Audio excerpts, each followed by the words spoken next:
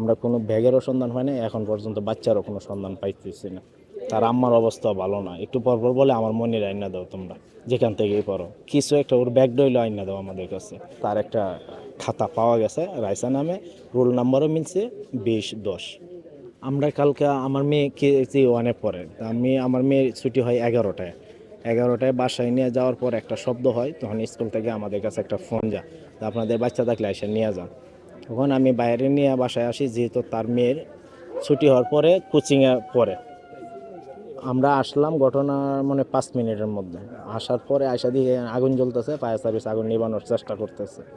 তখন ওনার বাবা বলতেছে একটু পরপর ওই দেখি অজ্ঞান হয়ে যাইতেছে। তখন আমাদেরকে যখন এনে দাঁড়াইতে দেয় নাই, তখন আমরা বারবার সেনাবাহিনীকে একটা কথাই বলছি যে আমাদেরকে একটা ব্যাগটা হইলো আমরা অন্তত পক্ষে দেন।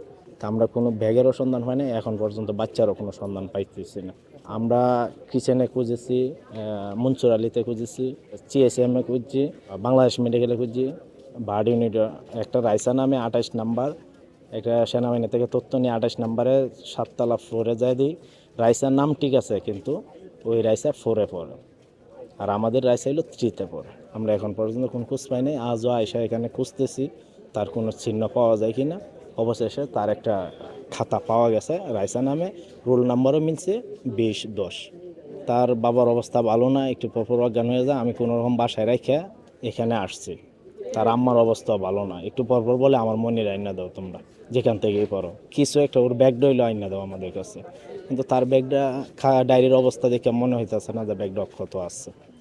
দিন শেষে এখন সান্ত্বনা দেওয়ার মতো আসলে বাসা নাই, এতটুকুই বলি আপনি একটু ধৈর্য ধরেন, আমরা দেখতেছি কোনো তথ্য আপনাকে দেওয়া যায় কিনা।